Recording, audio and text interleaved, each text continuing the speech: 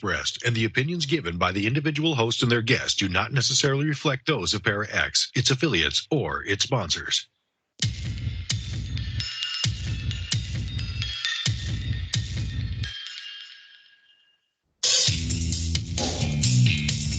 Supernatural, metaphysical, paranormal. You know, all those things you've been wondering about? Are you ready to go deeper into the realms of the unknown? I hope you've got your walking shoes on, because life is an adventure, and this is the journey. Come on, let's go.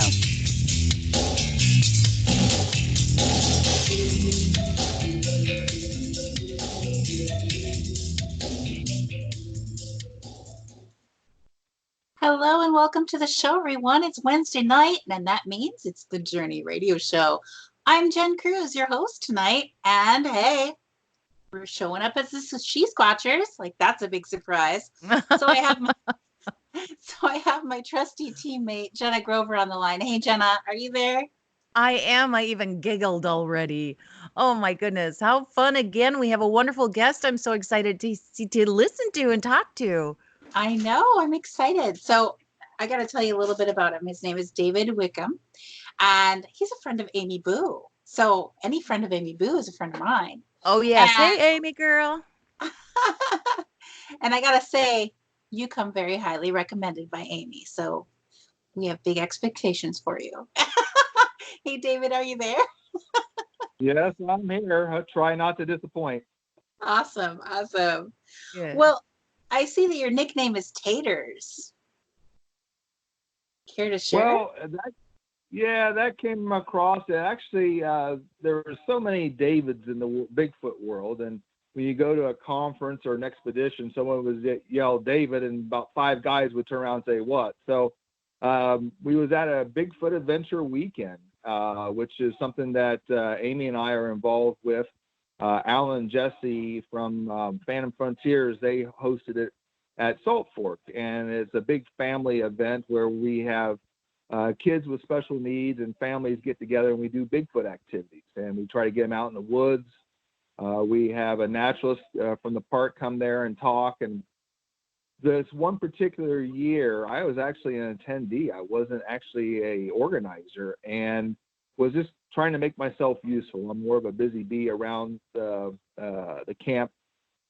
And so I think I already had fixed a muffler underneath a car, and I was getting a fire started and stewing some soup, and someone made a reference of the Lord of the Rings concerning slice them up, dice them up, put them in a stew, and somehow taters came out of that. And I'll just call you Taters. And so it just kind of stuck, and it's a fun name. I have a lot of pride in it because I think I've earned it. And a lot of people just know me as Taters. I love it. So should we call you David or should we call you Taters? Or David Either Taters. way. David Taters. That's good. I gotta tell you, cool. I love taters. I'm just telling you. Awesome. So tell us how you're a Bigfooter. How did you come to be interested in Bigfoot? What age were you when this happened? Well, I mean, I'm over 50 now, so that puts me back in the time when I was a kid growing up with In Search Of, with Leonard Nimoy, and the Legend of Boggy Creek. So at that time, I was a bookworm. Anything that was UFO, Bigfoot, Loch Ness Monster, ghost related, I was reading it.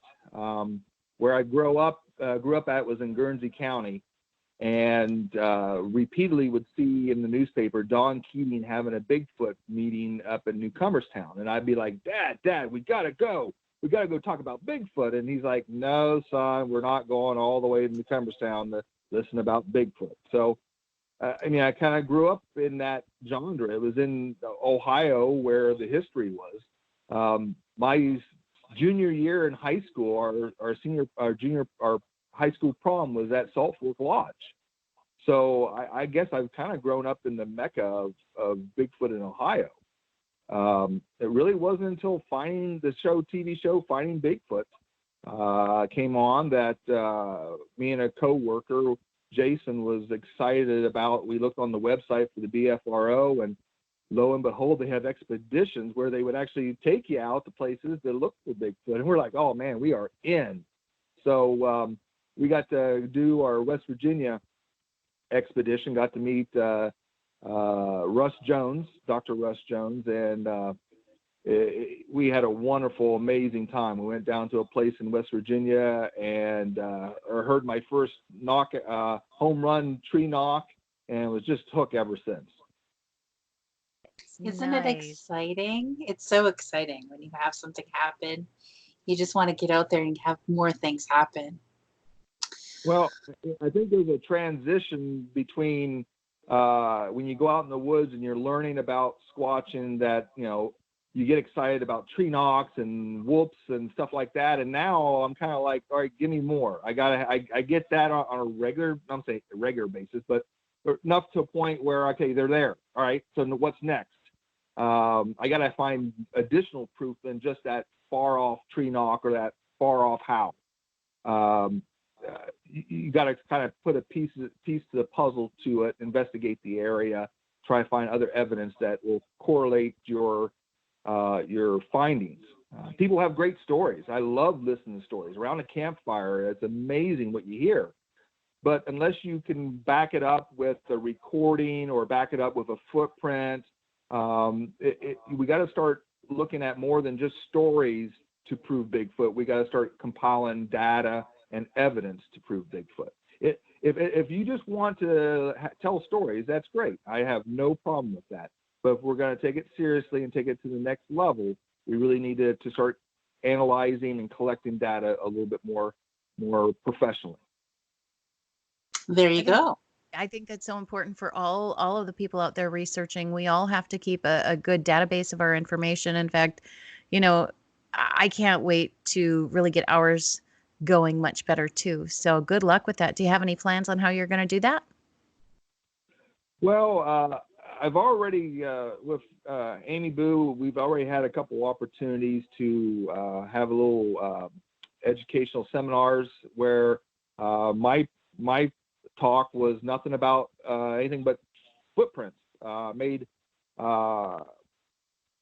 examples of a footprint from a clay cast that I had made. It wasn't a real one that I found in the woods, but one that I had made, and I put it in sand in different areas, and I demonstrated different techniques of how to cast it with hydrocal. And I'm just now starting to experiment a little bit more with the spray foam, the expanding spray foam that you would use like to seal up cracks. And I haven't perfected that quite yet, but I think its advantage is that it's lightweight, it's cost very effective. It gets you probably about 80% of the general information from the print or cast, and it's a lot easier to carry out and recover. With hydrocal, you have to carry the plaster in and the water, and then you have to mix it. And if it's rainy or dark, it's hard to see. And if you get the right consistency and the right pour, you got, half hour, 45 minutes, depending on the environment, to be able to pull it. And then you got to take it home and let it dry for 2 or 3 days, and then clean it off. And then you got information. With the spray foam, it sets up in about 10 to 15 minutes. I've done it in under 30-degree weather. I've done it in the rain, and it comes out with a decent print. It's not perfect. If I found one that had good toe splay and a good mid-tarsal arch, I would definitely still use hydrocal. I'd walk back to my car and bring that stuff back out. But just to walk in the hike in the trails and stuff, and you're doing it at night and you find something, it's worth $3 just to spray, let it dry 10 minutes, and then pull it. And then you got the information directly the next day. Definitely. But you said you haven't perfected that yet. So is it pretty difficult? I mean, is it catching any of the specifics?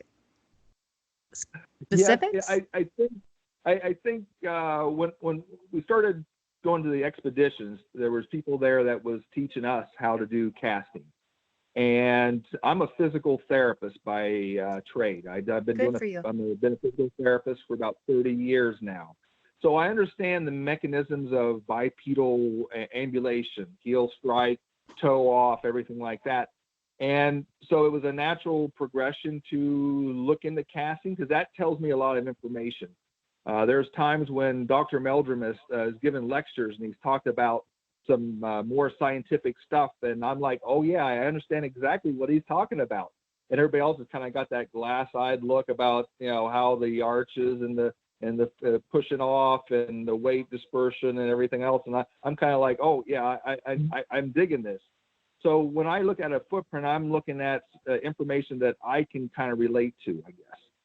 So with the Hydra cow, you play with that. I give it to people that I think are interested, and I give them a bag, and I say, here's how you mix it. Go pour deer prints, go pour raccoon prints, go pour your prints, and get used to being able to do it. Don't make it that your first time you find this great Bigfoot footprint in the woods, and that's going to be your first pour. You do it in the dark, do it in the rain. I've actually had the challenge, and I succeeded. I was able to cast a footprint in a mud puddle.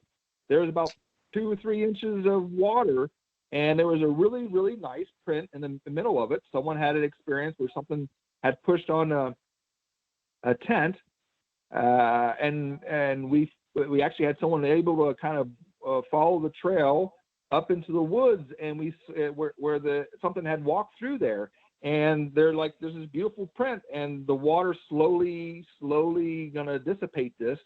So I was just thinking off the top of my head, how do we do this? And Amy and I had a little experiment going on without that. We were gonna try to do it with the snow. I was gonna use the old-fashioned police way of dropping dry hydrocal over snow and then spraying it with cold water and doing that almost like a layer. And Amy was going to get the spray wax, and we was going to try to find out which one was going to be a better way of pulling a print.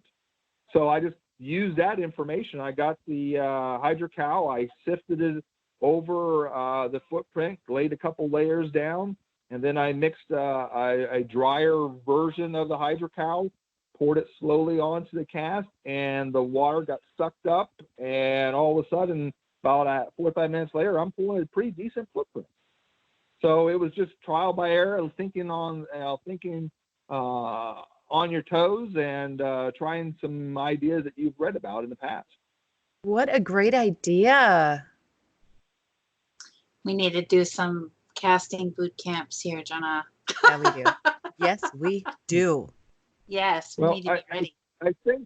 I think some of the people that I look into, Thomas Shea down in Kentucky, is someone. Him and Dusty are just the Kentucky. He's just done some amazing casting of handprints and footprints. I got a copy of his Goliath that I just drool over because of the detail that's in there. And so I think if I look at someone for inspiration or questions, usually Thomas is it, and Dusty's someone I go in contact with.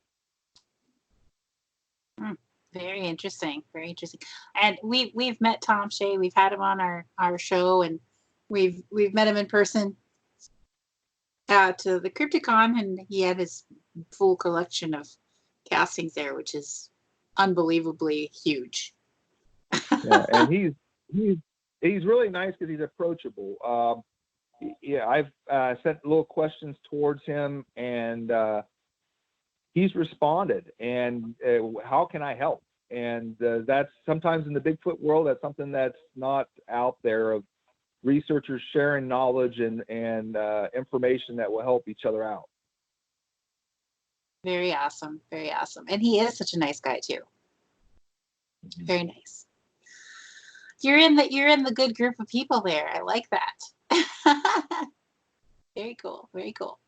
You know, being a physical therapist and analyzing the prints by the gait and what's obviously happening with the physical being of the Bigfoot itself, you know, can you tell me, I mean, I'm a massage therapist, and so I'm interested in your opinion on how their walk is so much different than ours and why.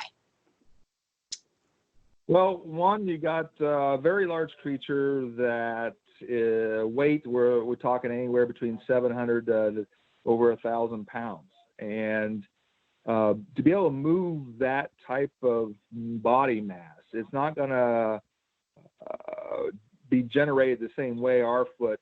Most of our power is coming off of our plantar flexors and our toe, big toe. And that's where you get your mid-tarsal break, is because of the full use of the forefoot to push off on and generate that forward force.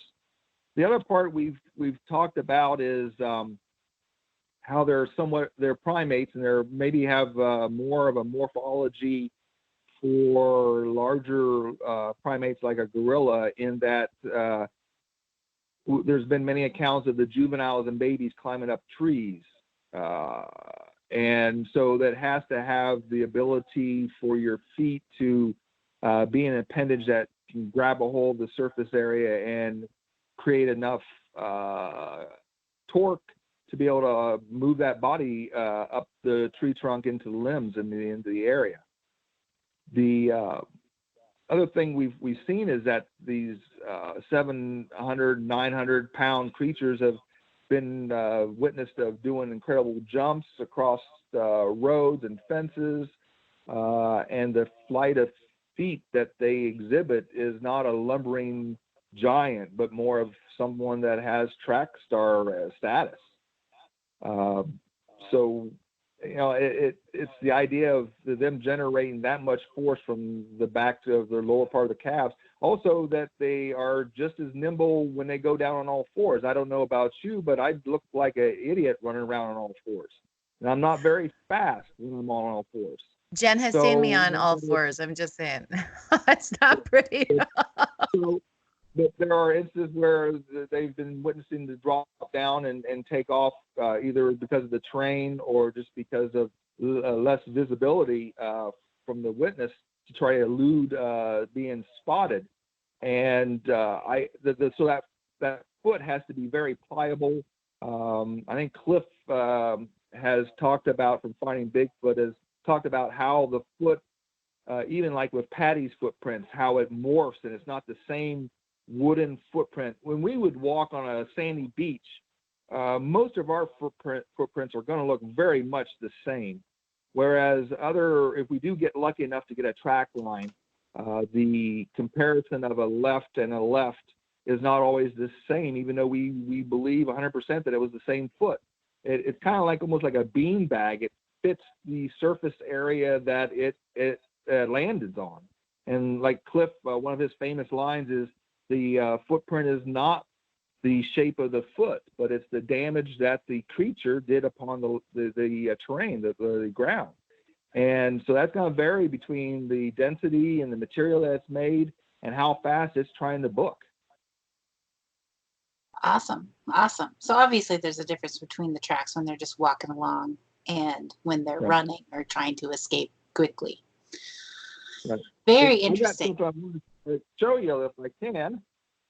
Ooh, yay. So, okay, so we're seeing a picture for those who are just listening on the radio. We're seeing a picture of a cast that you made, but it looks like a cast within a cast. What's that about, the darker colored part? That's the fun part about that, is that this is a footprint that I got from the area that I researched, Woodbury.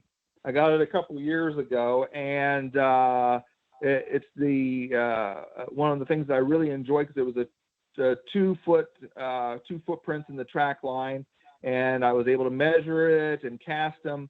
The blue part that's in the middle of it is a friend of mine, Big Kevin. He's a young researcher down in Pittsburgh. He comes out and has been involved with some of the campouts and expeditions that I've been involved in. Big Kevin is 6'9", and he's 375 pounds. He wears a size 6 shoe. So when we're looking at a human being and how they walk, we identify that the heel is about 2.5 inches in width, and even his forefoot is only about 4.5.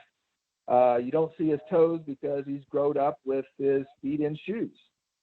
This is the biggest guy that I know that I could be comfortable with, saying, take off your shoes and put it in this plaster here and let me mold cast around your foot so I can do a demonstration. But I wanted to do that just to show the idea that sometimes when people find footprints in parks and stuff, and they say, well, it could be a large human just walk around barefoot. Yeah, it could be, but there's still some subtle differences compared to a human footprint to what we classify as a Sasquatch footprint. And for me, that just really drove it home, as in the nature of our mechanisms of our foot to demonstrate the prints on the ground. Very interesting. Very interesting. I love that. I actually had seen a person that was over 7 feet tall, and I walked right up to him and I asked him about his feet, and I'm sure that was quite shocking to him, because I'm like, well, I'm a Bigfoot researcher and I'm wondering what size are your feet, and and I'm sure that's very, very odd, but I was just so excited to see somebody that was like 7'6", and literally looks like a giant, but very, very interesting. How narrow their feet can be. Yeah. A couple of years ago, Shaquille O'Neal was on the TV for a NBA playoff game, and him and Charles Barkley were having a conversation where they were picking on each other. And all of a sudden, just for my excitement, Shaquille O'Neal takes his shoes and socks off and is showing the audience how big his feet are. And, again, gnarly toes. They've been in shoes all his life. Very big as any footprint that we might have or find, as in length. But again, the whole idea of the human aspect of the footprint, the heel was only 2.5, 3 inches wide. And it still had that nice arch in it that we need or we utilize to generate some of our locomotion and our speed. You could see that it was a giant human foot. And I wish I could have taken a screenshot of that to be able to put it in a slide or something like that. But it was just amazing, the realization that, he has a human foot. It's not a Shaquille's foot is not a Squatch foot. It's a human foot. Very true. Very true. I love this comparison between large, very tall human men and the Bigfoot casts. I love this. This is good stuff. A lot of people, I don't think about that. No. Well, that's hopefully. I think the other part is when I try to talk to people about what to do when they're trying to get in the Bigfoot research. Look around, get informed, but find out what you're good at. Find out what your niche is. Find out what excites you, what's going to get you motivated, and develop those skills in that area. You don't have to be a jack of all trades or a master of everything. My gift or my ability to help solve the solution, the problem that we have to address, is to deal with footprints and walking. That's going to be my best area because that's what my skill set is. Other people might understand audio better and do long duration recordings. Other people might be great in getting out in the field and spending hours and capturing video or thermal hits because they are willing to put that time in going out in the woods and find the areas and locations. So I think everyone, and there's other people who are great of matching the numbers and reading all these reports and being able to start compiling numbers as in height and hair color and male and female, and was it a single Bigfoot witnessed or was it a family of Bigfoot, and able to compile all that information and then put it on a map. So there's so many skill sets, and everybody needs to be able to just to have the freedom and enjoyment to do it. Very true. Very true. So Now, go ahead. I'm sorry. I was just gonna say I really like what you were just saying just now, that there's so many different people needed, not just the people that want to go out and look and research out in the woods. There's people that need to, that, like you said, they have these wonderful abilities and they can get out there and they can take the evidence that someone's finding and they can put them in a great some kind of database, maybe they're better at 10 key or entry, or you know what I mean? So I totally get what you're saying. I think it's awesome. And we should give more people a chance to be doing that too, because it does take a lot of time just to research, but it takes twice, if not three times as much time to go through what you've got, like the camera evidence, the video cameras, the thermals, so you've got 2 or 3 cameras on sometimes, and sometimes you just need help. Mm-hmm. Well, when I helped set up a expedition a few years ago with the BFRO, Charlie Page from another researcher from Ohio is great with audio. And it was his long duration recorders that we were utilizing. He showed me how to set it up and how to turn it on, because I lived very close to the area that we were looking at. I was the one tracking, taking them out, setting them up, marking the location, and then coming back a week or 2 later to collect the data. We'd have 3 going, and I would send him the cards for 2 of them, and it would take me literally a week to get through 1 card, and he'd be like done in like 2 days, because he has it down, because he knew what to look for. We put it on Audacity, and he would have it programmed so he could see like every 10, 15 minutes, and he'd just pop. Oh, there's something interesting. Pop. And he'd clip it and save it. And I'm still like, with my earphones on going, all right, well, back that up. I mean, listen to that again. So I think there's definitely different people have different skill sets. And then to be able to find who else does it and communicate with them to create a network, They probably learned it, and now instead of you going through the same pains as they did, they might be able to help jumpstart you a little bit or get you to a different level quicker than what they did. I have a question in the chat room. Sherry's wondering, are there any Bigfoot that are missing toes? Do they all have like 5 toes on each foot, or is there variations here? You get into the argument of whether there's different cryptids out in the woods. I know that I've had 1 or 2 experiences with maybe a dog man here in Ohio.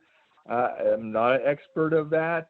Basically, it was someone else doing a report, and they just wanted someone to come cast some prints. And I let them do the interview, which they did a wonderful job. And listening to the interview while I was mixing up the plaster and pouring, I found 4 or 5 very large canine footprints, larger than the palm of my hand. So what was interesting was, again, there was a potential sighting up the road not too long ago before the lady found the prints, and the prints walked straight up into a tree and just stopped. So unless wolves or hybrid wolf learn how to climb a tree to get away, I don't know what happened. It was large tracks, and I just casted the few prints that I felt were the best and turned them over and let them have it and just say, okay, that was a wrap. But I think when we get into the woods, there's all kinds of wonderful natural things that we can get involved with. But looking for Bigfoot, I've seen lights in the woods. I've seen orbs in the woods. I am not someone who believes in portals or anything like that, but I've seen some things that were paranormal, maybe in existence. I've seen a couple UFOs in my lifetime. My wife and I, we've enjoyed going ghost hunting. We've been to the Mansfield Reformatory, so I feel that I've been open-minded about a lot of things. But with the deformity of the foot, it could be a completely different cryptid that we don't have evidence of, or there's a lot of physical elements. And again, they are out in nature where there's rocks and sharp edges and falls and all kinds of injuries, traps, beaver traps, different types of traps at the skin for beaver, muskrat, fox. So I think there's just all kinds of different things that could physically explain that, and maybe also paranormal explain that. Awesome. Well, we've reached the half mark of the show, so we're going to have to take our 2-minute commercial break. So stay tuned, everybody. We'll be right back with David Wickham.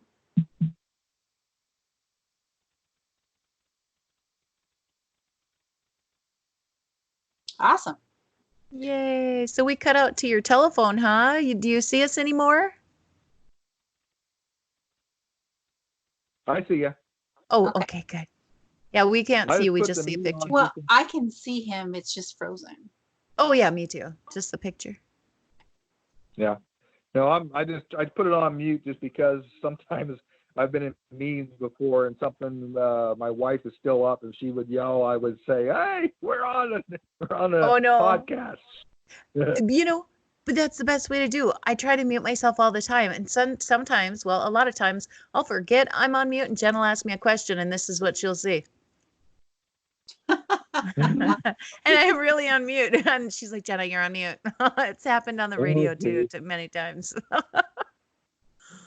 Boy. Oh, good stuff. Oh, excuse me too. I'm so tired. Pardon me. It's contagious.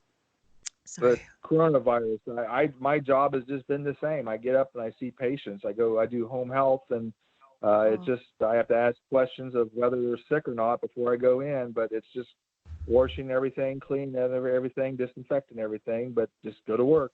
Do you wear masks? And it's been weird seeing the roads as vacant as it has been. I see the impact. It hasn't impacted me by the grace of God, but I see how the traffic and restaurants. It looks like. Thank you. It looks like the Living Dead walking. The TV show. It's like, wow, the city's closed. Wow.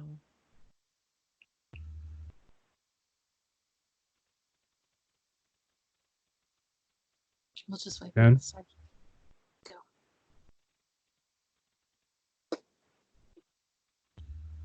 And roll. Welcome back to the show, everyone. This is the Journey Radio Show. And hey, we're the She-Squatchers. Why don't you check us out online at SheSquatchers.com. Right there at the top of the page, you're going to find links to our YouTube channel, which is She-Squatchers Official on YouTube. Won't you please come over and hit the red subscribe button so you can follow us there and see all of our videos that we're uploading. We're doing video shows too. And also, what, Jenna? I was going to say, what color was that button? A red subscribe button? Red. Okay. If it's not red, you've already done it. So no doubt. Turn that red subscribe button gray.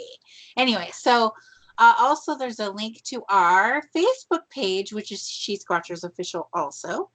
And won't you please come like us there, because that's where we're going to post our most up-to-date information on what's going on with us. So I just wanted to give a little announcement. We were supposed to be in Washington State next month in mid-April for the Yakima Valley Bigfoot Con. And that has been postponed to October because of the coronavirus outbreak. So just so you know, anybody planning to meet us there, we're not going to be there in April. We will be there in October. So please come and see us there. We have lots of plans. We're going to be there for like a week. And so we're going to get to go into some really awesome places and go squatching. So it's going to be really awesome. We're still super excited to go. We just have to wait longer, unfortunately. So let's get back to the show with David Wickham, also known as Taters. Hey, Taters. Love it. Taters. Hello. David Taters. Round two. Round two. So, okay. So you were talking about that you have seen some lights in the forest. What color were they? Well, there's a particular area in Kentucky, Charlie Raymond, who does the Kentucky Bigfoot organization down there, does an excellent job. And I've been on a couple of expeditions, and we have signed a non-disclosure agreement, so I can't give out the area. But I've had as much interesting Bigfoot activity happen down there as seeing these weird lights. I know someone who I trust very much talking about seeing blue orbs that were about the size of the basketball And these are people who are very serious about it, and they're not going to lie about, and they don't want to see orbs, and they have to, acknowledge that they did. I saw red lights running through the forest. We almost thought it was a dog. It was someone was playing a trick on us, where they may have put a red light on the dog, but no one had any animals in the woods. But there's these red lights that were just running through, and everybody saw it around the campfire. And we got our binoculars out and our therms out, and we couldn't quite catch up with it. And then there was another time where we were actually breaking up to go get our equipment on to go out into the woods, and behind some tents that people had set up, the forest lit up like a Friday night football game. I mean, it was just like someone turned these highway lights on. And all of a sudden we started, it was kind of like a movie. We started breaking off into like a small jog, and then we started running, and people were, turning their therms on and their night vision on, and we're running into this woods, and it just went dark, and there was no electricity. There was nothing there that would have given off that type of illumination. And we really had no clue. But, yells, knocks, whoops, growls. I mean, this area is just a mecca of excitement. It's always fun to go to. That sounds really fascinating. And so there's Bigfoot activity here at the same time that there's these lights going on? Yep. Usually in different areas of the acres, different trails and pathways, there are old farm homestead foundations. There are possibly some Indian charns or burial markers in the area. In one part of the area, there's a stone fence that someone has made out of rocks, and it's like 20 feet this way and 20 feet that way. It's just a really odd area, and then you walk through it during the day, it's beautiful, and then at night it just has that creepy, we're watching you kind of feeling. Very interesting. I would love to remote view that and see what I see over there. That would be fun to see what's there. Very interesting. Very interesting. What do you think the lights are? Do you have any suspicions? Well, I just, I don't want to be put into an area that you're making assumptions. I know what I saw, and until we could have a way of trying to capture it on film or analyze it a little bit more, I just know that I saw it, and I had other people that was there that also saw it. Researchers that were more, that some of them were into ghost and paranormal and UFOs, and some people are strictly flesh and blood. Bigfoot is an animal, but I saw what I saw. So it just puts out a really interesting talk and discussion around the campfire afterwards. And that way you can turn around and say, when someone sees something do a Bigfoot activity or witness something about their Bigfoot that wasn't quite fits the norm, you shouldn't all of a sudden just say, no, that must be a hoax, or that must be a non real witness account. You have to. We don't know. We've never have one and captured it. It's only a collective addition of everyone's observations and experiences, and some of it might be over exaggeration or a poor observer being able to recount what happened. But we still have to just take everything as a grain of salt. I agree. Very, I agree. Very much so. very much so. Awesome. Mm. So you said something earlier about the Dogman, and I'm going to be perfectly honest with you here. I had almost nothing about Dogman. I mean, I have not been, that's not something that I've pursued knowing about at all. And I get asked about Dogman a lot. And the footprints that Dogman gives out, are they like a cross between canine and human, or are they just strictly canine? Again, that's not my area of comfort or expertise. I just know that I've heard some people talk who are credible authors of books about the dogman phenomenon, especially in Ohio. There was a older incident that happened up in the northern part of Ohio. And again, this friend is Doug Waller from the SOSPI organization. He just asked me to come along to help cast the prints. And it was just interesting. The footprints definitely wasn't human, definitely wasn't Bigfoot-ish.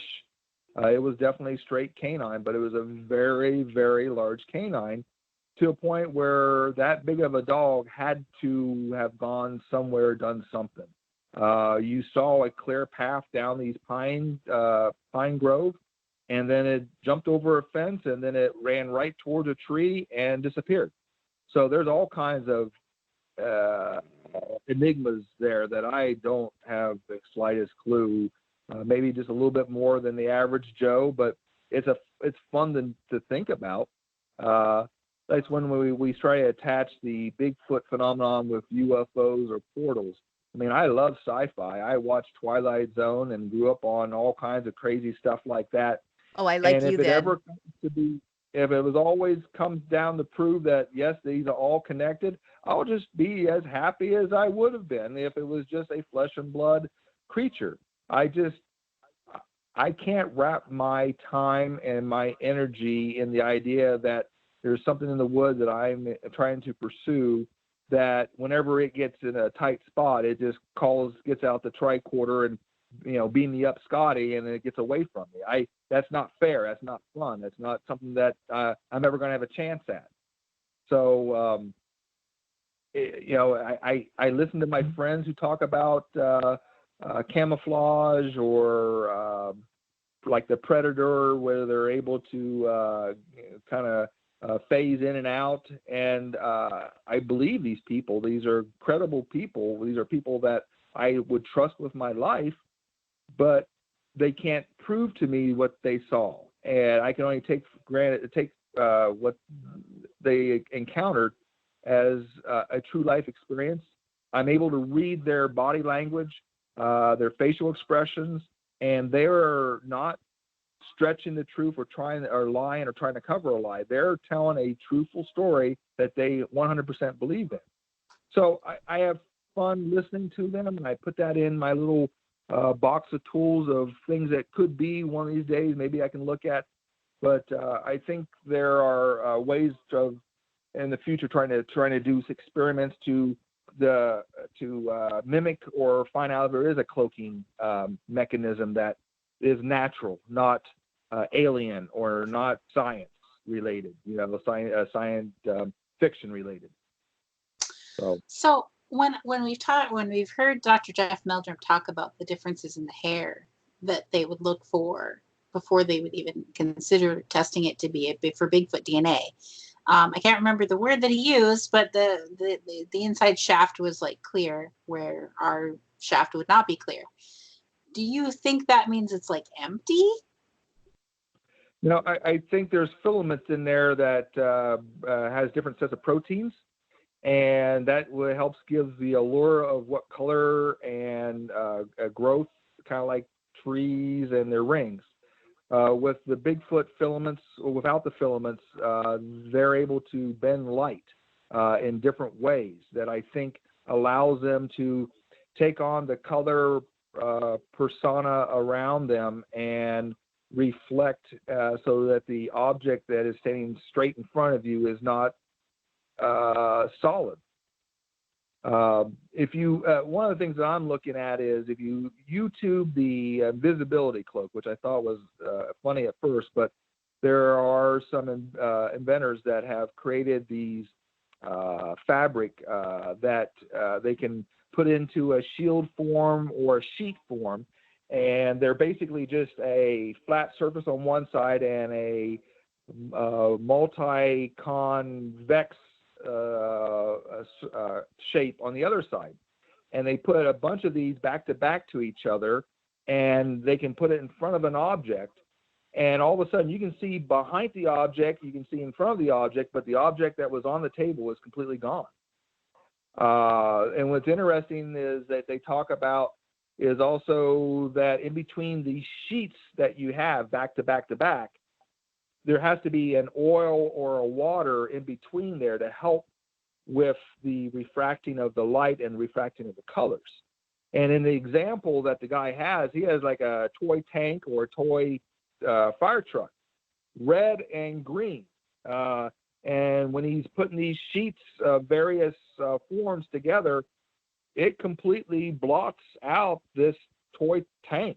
And there's a part where he made a shield, kind of like a battering ram shield that ATF would use to get in a house or something like that. And he hides behind it. You can see the top of his head, you see his legs, but you can't see his body.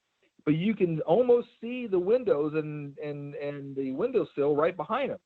These bending of light, somehow it's not perfect. It's not completely invisible like the cloak on Harry Potter, but for something that could even do a 25% of that type of phenomenon with a natural scientific phenomenon of bending lights around a object would break up the image enough so that a big, tall, hairy, 7-foot creature hiding behind a tree would be less observant.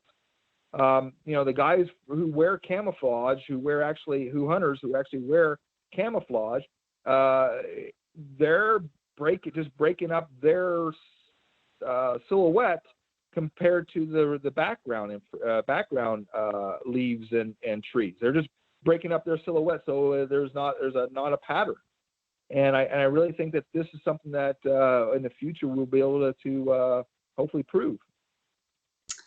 Thank you, Amy Boo, in the chat room. She said it's the medulla, the part of the hair, is what I couldn't figure out the name. Remember the name of the medulla. Thank you, Amy Boo. She wanted me to tell you earlier that she's listening. Yay! Her and Lester are listening, so that's awesome. Thanks for tuning in, you guys.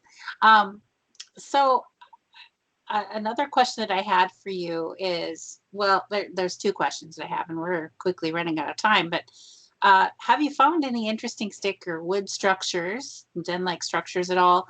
And have you had any hair-raising, scary experiences with Bigfoot?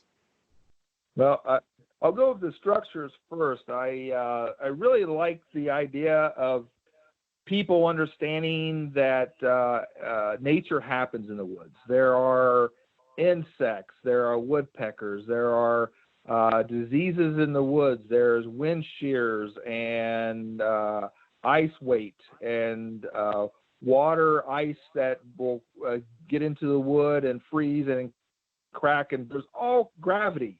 All these things happen in nature. What, again, I put into is there are things that some people expect that is tree structures. And if you find something like that, take a picture from a spot that you can always go back to. Like I always go to a specific tree that I know that it would attract my attention, and I take a picture of it. And then a month later, I take another picture from that same tree. And then 2 months later, I take a picture of that same structure from that same tree. So now I got 3 pictures of a structure that is from the same perspective. And I go to Walmart, I get 29-cent photos, and I sit and I compare each photo over and over again. And what I've found is a couple places I've found things that have been added to those structures. Now, is it human beings? It could possibly 100% be a human being saying, oh, that looks cool, I'm going to throw a stick on there. So those are like the large teepee. But there's one that's near my house that has logs as bigger than the thickness of my leg. And it would take multiple guys or multiple men to do that, which is still very possible. But I've also had action in that area. I've had tree knocks. I've had wood knocks, I've heard rock clacks, and I've heard a couple howls in that area. So I have a multiple evidence in that area that something could have made that. I just recently, a couple of weeks ago, went to Salt Fork with another friend of mine, Jack Warren, and his wife, and we went off the trail and we found a nice little tree twist that was about 6 feet off the ground, and it had a pretty amazing shredding of the fiber, and it wasn't tree rot, it wasn't insect damage, it wasn't a fall or branch fall on it, there was no snow or ice. This was a limb that just looked like it got twisted and blown up. And I'm just excited to have it. I actually took it and I got it lacquered up, and I'm going to try to use that when I talk to people in the future to show them what potentially Bigfoot has the opportunity to do. Now, I can't 100% tell you that Bigfoot did it, but it would take an immense amount of strength and ingenuity from one or two guys to pull this same feat off. The other part is that on up the road, up the trail, actually off the trail, we found a footprint and we casted it that day. So are these two items related? No, but we did find them within probably a football field of each other. So again, I'm not asking people to take one thing of evidence for the proof, but trying to look for multiple data or evidence in the same area and compiling that as being a stronger proof. Very interesting. Love it. And how about encounters, like hair-raising encounters, or some of your favorites? I think the one that was really exciting, Amy Boo might have shared this with you guys, but she had I won't say a Class A sighting. We had an expedition in the area at Ohio, and I was part of that organizing group, me and Charlie Page. And the last night it kind of rained. We had some activity, some howls, and then casted a footprint and stuff like that. I think everybody, there's a lot of responsibility in putting on an expedition, because you want people to have that experience and to be satisfied and maybe even stimulate more interest into the area. And you want to do it right. But the last night, it was the last people who still wanted to go out. It was rainy, and I asked Amy to hang out. They were going to leave. I said, hey, I need someone to help me with the other group. And it's an area that I call my sweet spot. I know that's an area that has lots of activity in these tree structures and stuff. And she had one group that was more of the sedentary group. They went on this ridge and kind of sit on the tailgate of a vehicle, and we were going to go down this trail and up this gorge and out this other end, and it was basically a power line cut. And we were going to just do calls and tree knocks between the two of us and see if anything would happen. Previous night, they had been at that spot, and someone had seen a heat signature of a potential figure, but nothing was really formulated. So I thought that there might be some chance we could catch them off guard and go back to the same spot again. And we had just gotten through the wood line, and we're getting ready to come out into the clearing to make the radio contact. And Amy's like, we have something on therm. It's walking away from us. And there's two people, me and this other guy, have seen it, and it's huge. And so where we were at, we were sending people out who had therms, and they were therming the back at them. They could see the people, they could see the deer that was in between us. And I think from after all that's said and done, the creature, the figure of the creature, was probably hunting the deer, because in between it and the deer, past the deer, was this large drop off, and the deer had either a chance of going left or right into the woods. And I think it really was stalking them or putting them into a choke point. And we couldn't see anything. And now I'm excited, but I'm also in charge of these people's well-being. So we made the plan of, you guys stay put. We're going to run back to our vehicles. We hit the trail hard. We got in our vehicles. We're telling people, all right, everybody who has therms on the left side, if it's going to be anywhere, it's going to be backtracking or coming around, it's going to be on the left side. We're driving down the road to get to them. And when we get there, it's already gone. She said it walked away, walked down, and jumped over the ledge, or disappeared. And so the two people who saw it, I said, you go over here, you go to the left, you go to the right. You guys don't talk to each other. I don't want you to intermingle your stories. We're going to interview you separately.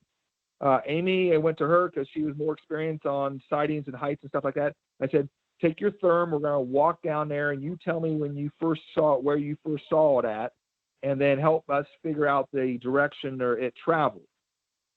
This all happened within 10 minutes, which I think is the exciting part, is that there was a sighting, and within 10 minutes, we had a group of probably 14 researchers in that area, and we were all kind of coming up with these step-by-step strategies of what we should do to improve the facts or the storyline understanding of what happened. And so we found the pathway. We found where they first saw it. They were able to put it right beside one of the power line bases, so they knew exactly kind of where the height was. And my friend Big Kevin was with us, and he's 6'8", 6'9", so he's a big guy. And we put him at the starting point where they first saw it stand up and walk away. And Amy always says, I always remember her saying her knees buckled, because she now experienced the idea of how massive this thing was, because it was way taller than our friend Big Kevin. And then we tried to mess with her by putting one people trying to mess with the height and weight and stuff. And we finally ended up getting her to agree that 2.5 people. So if I was on one side of Kevin and then another person was on the other side of Kevin, that was how wide the shoulder width was. So not only was it about a 1.5 foot taller than Kevin, but the width of this thing that was walking away from him was about 2.5, 3 people width and shoulder width. And it was just, we searched the area with lights, trying to find footprints. We didn't really find anything, but the amazement that those two witnesses had. The gentleman was a non-believer. He was just there because his wife wanted to come, and he was just being a good guy, And he saw, and he says, I still don't want to say that I saw a Bigfoot, but I saw an anomaly, he said.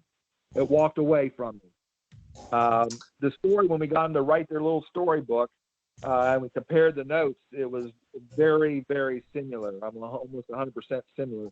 One of the things that was really cool that the non-believer said was that it didn't have a neck. It was a pyramid-like head. It was a pointy head and came down to these large, broad shoulders. And it was just, we didn't let them talk for almost 2 months. They weren't allowed to talk to each other. Because what happened was then I had to, after I wanted to see if their memory would change, if they would change their story. So a couple weeks later, we interviewed them. David, we are out of time. We have to let you go, but can you tell somebody real quick how they can find you online? Just a Facebook. David Wickham. On Facebook, yep. Everybody. Thank you for tuning in, and we'll have David back on again sometime. I hope he'll agree to come back. So thanks, everyone, and have a good night.